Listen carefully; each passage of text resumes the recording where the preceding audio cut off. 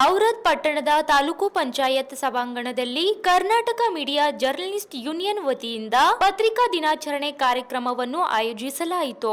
ಈ ಸಂದರ್ಭದಲ್ಲಿ Amareshwar co operative bank ಹಾಗೂ ಲೋಕಮುದ್ರಾ ಕೋ ಆಪರೇಟಿವ್ ಬ್ಯಾಂಕ್ ವತಿಯಿಂದ ಪತ್ರಕರ್ತರನ್ನು ಸನ್ಮಾನಿಸಲಾಯಿತು. ಈ ಸಂದರ್ಭದಲ್ಲಿ ಬಾಲ್ಕಿ ಹಿರೇಮಠ್ ಸಂಸ್ಥಾನದ ಪೀಠಾಧಿಪತಿ ಗುರುಬಸವ ಪಟ್ಟದೇವರು, ಡಾಕ್ಟರ್ ಶಿವಲಿಂಗ್ ಹೆಗ್ಗಡೆ, ತಾಲೂಕು ತಹಶೀಲ್ದಾರ್ ಮಹೇಶ್ ಪಾಟೀಲ್, ಪತ್ರಕರ್ತರಾದ ಅನಿಲ್ ಕುಮಾರ್ ದೇಶಮುಖ್, ಪಟ್ಟಣ ಪಂಚಾಯಿತಿಯ ಅಧ್ಯಕ್ಷ ಸರುಬಾಯಿ ಗೊಳೆ, ಕರ್ನಾಟಕ ಮೀಡಿಯಾ ಜರ್ನಲಿಸ್ಟ್ ಯೂನಿಯನ್ ಅಧ್ಯಕ್ಷ ಸಂತೋಷ್ ಚೌಡೇಶ್ವರೆ, ಕಸಪಾ ಅಧ್ಯಕ್ಷ ಬಿಎಂ ಅಮರವಾಡಿ, ಸರ್ಕಾರಿ ನೌಕರ ಸಂಘದ ಅಧ್ಯಕ್ಷ ಪಂಡರಿ ಆಡೆ, ಮಾರುತಿ ವಾಡಿಕರ್ ಸೇರಿದಂತೆ ಸಂಘದ ಪದಾಧಿಕಾರಿಗಳು, ಪತ್ರಕರ್ತರು, ಸಾರ್ವಜನಿಕರು ಉಪಸ್ಥಿತರಿದ್ದರು.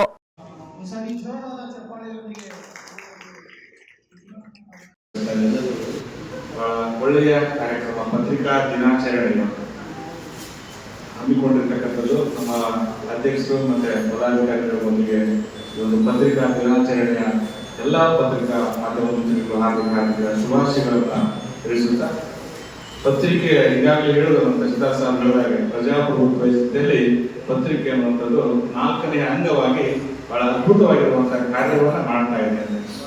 ಶಾಸಕಾಂಗ, ಕಾರ್ಯಾಂಗ, ನ್ಯಾಯಾಂಗಗಳನ್ನ ಮಾಡದೇ ಇರುವಂತವನ್ನ ಅಥವಾ ಅಲ್ಲಿ ಆಗಿರ್ತಕ್ಕಂಥ ತಪ್ಪುಗಳನ್ನ, ಅಲ್ಲಿ ನಡೀತಕ್ಕಂಥ ಸಮಸ್ಯೆಗಳಿಗೆ ಎಲ್ಲವನ್ನು ಪರಿಹರಿಸುವ ನಿಟ್ಟಿನಲ್ಲಿ ಅಥವಾ ಅವುಗಳನ್ನು ಆಗಿರುವಂತಹ ಸಮಸ್ಯೆಗಳನ್ನು ಎತ್ತಿ ತೋರಿಸುವ ನಿಟ್ಟಿನಲ್ಲಿ ಮತ್ತು Karnataka media journalist union taluk ಘಟಕದಿಂದ ಪತ್ರಿಕಾ ದಿನಾಚರಣೆಯನ್ನ ಹಮ್ಮಿಕೊಂಡಿದ್ದಾರೆ.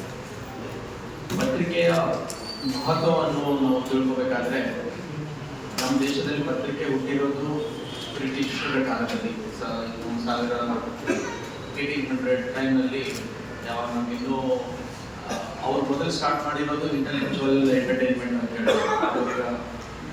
ಇಂಟೆಲೆಕ್ಚುವಲಿ ಏನಾದರೂ ಒಂದು ಎಂಟರ್ಟೈನ್ಮೆಂಟ್ ಬೇಕಂದ್ರೆ ಅದನ್ನ ಪತ್ರಿಕೆ ಮುಖಾಂತರ ಅವ್ರು ಇಂಗ್ಲಿಷ್ ಆಡಿಯನ್ಸಸ್ಸಿಗೆ ಸ್ಯಾಟಿಸ್ಫೈ ಮಾಡೋಕ್ಕೆ, ಆಮೇಲೆ ಬೆಂಗಾಲಿ ಗಜೆಟ್ ಅಂತ ಮೊದಲನೇ ಪತ್ರಿಕೆ ಹೊರಬಂತು.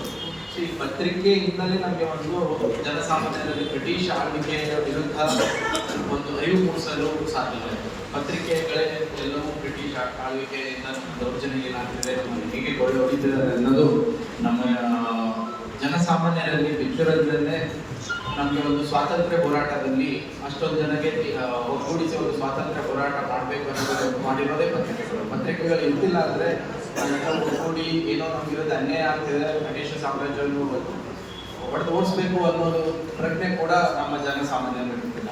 ಸೊ ಆ ದಿನಗಳಿಂದ ಬಂದಿರೋ ಪತ್ರಿಕೆಗಳು ಸ್ವಾತಂತ್ರ್ಯ ನಂತರದ ಪತ್ರಿಕೆಗಳು ಡಿಫ್ರೆಂಟ್ ಆಗಿದೆ. ನಮ್ಮ ಈ ಸಂವಿಧಾನಿಕ ಸಂಸ್ಥೆಗಳಲ್ಲಿ ನಾವಿದ್ದೀವಿ, ಈಗ ಯಾರು ಸಾರ್ವಭೌಮನಲ್ಲ. ಇದೊಂದು ರಾಜಾಳ್ವಿಕೆಯಲ್ಲಿ ಒಂದು ಪ್ರಜಾಪ್ರಭುತ್ವ.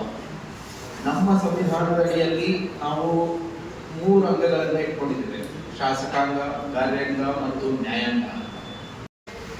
ಪತ್ರಿಕಾ ರಂಗ ಬಹುಶಃ ಜಗತ್ತನ್ನ ಬದಲಾಯಿಸುವ ಶಕ್ತಿ ಇರತಕ್ಕಂಥದ್ದು ಒಂದಕ್ಕೆ ಅದು ಪತ್ರಿಕಾ ರಂಗ. ಈಗಾಗಲೇ ಮಾತಾಡಬೇಕಾದ್ರೆ ಎಲ್ಲ ಮಹನೀಯರು ಹೇಳಿದ್ದು ಇದು ಪ್ರಜಾಪ್ರಭುತ್ವದ 4ನೇ ಅಂಗ ಅಂತ. ನಿಜವಾಗ್ಲೂ ಪ್ರಜಾಪ್ರಭುತ್ವ ವ್ಯವಸ್ಥೆ ಇವತ್ತು ಸುರಕ್ಷಿತ ಅದ ಅಂದ್ರ ಅದು ಪತ್ರಿಕಾ ಮಾಧ್ಯಮದಿಂದಾನೇ. ಪತ್ರಿಕಾ ಮಾಧ್ಯಮ ಸಮಾಜದಲ್ಲಿರುವ, ರಾಜಕೀಯದಲ್ಲಿರುವ, ಎಲ್ಲಿ ಇರುವ ಓರೆಕೋರೆಗಳನ್ನ ಪತ್ತೆ ಹಚ್ತದೆ. ಇವತ್ತು ಮಠಾಧೀಶರನ್ನ ಬಿಡಲ್ಲ. ಪ್ರತಿಯೊಂದು ಎಲ್ಲಿ ತಪ್ಪುಗಳು ಕಂಡಿರುತ್ತೆ, ಎಲ್ಲಿ ಏನು ಅದಾವ ಅವೆಲ್ಲವುಗಳನ್ನ, ಹುಡುಕುಗಳನ್ನ ಎತ್ತಿ ತೋರಿಸಿ ಅದನ್ನ ಸರಿದಾರಿ ತರ್ತಕ್ಕಂತ ಒಂದು ಕರ್ತವ್ಯ ನಮ್ಮ ಪತ್ರಿಕೆಗಳು ಮಾಡ್ತಾ ಇದ್ದಾರೆ. ಈ ನಿಟ್ಟಿನೊಳಗ ಇನ್ನೊಂದು ಯಾಕಂದ್ರ ಪತ್ರಿಕೆಗಳು ಇವತ್ತಿಗೂ ವಿಶ್ವಾಸಾರ್ಹ, ನಂಬಿಕೆಗಾರ. ಸಾಮಾನ್ಯ ಜನರು ನಾವೆಲ್ಲ ನಂಬದು ಯಾವುದಕ್ಕಂದ್ರೆ ಪತ್ರಿಕೆಗಳಿಗೆ. ಒಂದೇ ಮಾತಿನಲ್ಲಿ ಹೇಳಬಹುದು, ಪತ್ರಿಕೆಗಳಂದ್ರೆ ಏನು ಅಂತ. ಜನಸಾಮಾನ್ಯರ ವಿಶ್ವವಿದ್ಯಾಲಯ. ಪತ್ರಿಕೆಗಳಂದ್ರೆ ಏನು ಅಂತ, university common people, university of common people, ಸಾಮಾನ್ಯ ಜನರ ವಿಶ್ವವಿದ್ಯಾಲಯ. ನಮ್ಮಲ್ಲಿ 90% ಜನ ಯೂನಿವರ್ಸಿಟಿಗೆ ಹಾಕ್ತಲ್ಲ, ಯೂನಿವರ್ಸಿಟಿ ಮೆಂಟಲ್ ಆಗ್ತದೆ. ಇದನ್ನ ಶಾಸಕರು, ಮಂತ್ರಿಗಳು ಯಾರು ಮಾಡೋದಕ್ಕಿಂತ ಪತ್ರಿಕೆಗಳು ಮಾಡಿದ್ರೆ ಹೆಂಗಿರ್ತದ ಅಂತ ನಾನು ಪತ್ರಿಕೆಗಳು, ಪತ್ರಕರ್ತರು ಬರೀ ನ್ಯೂಸ್ ತಗೊಂಡು ನ್ಯೂಸ್ ಹಾಕೋದಷ್ಟೇ ಕೆಲಸ ಅಲ್ಲ, ಅವ್ರ ನಿಜವಾದ ಕೆಲಸನೇ ಸಮಾಜ ಸುಧಾರಣೆ ಇರುತ್ತೆ. ಅದಕ್ಕೋಸ್ಕರನೇ ರಂಗಕ್ಕೆ ಬಂದಿರ್ತಾರೆ. ಎಷ್ಟೋ ಸರ್ತಿ ಹಿಂದೂ ವ್ಯವಸ್ಥೆ ಹೆಂಗಿತ್ತಂತ ಯಾರೋ ಒಬ್ಬರು ಘಟನೆ ಅದ, ಹೆಸರು ನೆನಪಿ ಬರ್ತಾ ಇದೆ. ಏನ ಮಾಡ್ಕೊಂಡಿದ್ದೀರಿ ಅಂತ ಪತ್ರಕರ್ತ ಇದ್ದಾರಿ ಅಂತ ಒಬ್ಬ ಪತ್ರಕರ್ತರನ್ನ ಕೇಳಿದ್ರಂತ, ಏನ್ ಕೆಲಸ ಮಾಡ್ತಾ ಇದ್ದೀರಿ? ನಾನು ಪತ್ರಕರ್ತ ಇದ್ದಾರಿ. ಅದಕ್ಕೆ ಅವ್ರು ವಾಪಸ್ ಕೇಳಿದ್ರಂತ, ಅದು ಖರೇದಪ್ಪ, ಹೊಟ್ಟೆ ಪಾಡಿಗೆ ಏನ್ ಮಾಡ್ಕೊಂಡಿದೀಯ? ಅದ್ರ ಅರ್ಥ ಏನು ಅಂದ್ರ, ನೀನು ನ್ಯೂಸ್ ಪೇಪರ್ ನಡೆಸೋದ್ರಿಂದ, ಸಂಪಾದಕ ಆಗೋದ್ರಿಂದ, ಪತ್ರಕರ್ತ ಆಗೋದ್ರಿಂದ ನೀನು ಹೊಟ್ಟೆ ತುಂಬೋದು ಅಂತ. ಇದು ಸೇವೆ ಅಲ್ಲ, ಇದು ಕಮಾಯಿ ಮಾಡ್ತಕ್ಕಂಥ ಉದ್ಯಮ ಅಲ್ಲ. ಇಲ್ಲಿ ನೀನು ಸಮಾಜ ಸುಧಾರಣೆ ಬಂದಿದ್ದಿ, ಹೊಟ್ಟೆ ಪಾಡಿಗೆ ಏನ್ ಮಾಡ್ಕೊಂಡಿದಿ ಅಂತ, ಅದಕ್ಕೆ ಬಿಟ್ಟು ಬೇರೆ ಏನ್ ಕೆಲಸ ಅದ ಏನು ಅಂತ. ಇದು ಸೇವಾ ಮನೋಭಾವ. ಈ ರೀತಿಯಿಂದ ನಡ್ಕೊಂಡಾಗ ನಮ್ಮ ಪತ್ರಕರ್ತರು ಒಂದು ನ್ಯೂಸ್ ಪೇಪರ್ ಪ್ರತಿ ತಿಂಗಳಿಗೆ ಒಂದು ಗ್ರಾಮವನ್ನು ನಾವು ಆಯ್ಕೆ ಮಾಡ್ಕೊಂಡೆವು.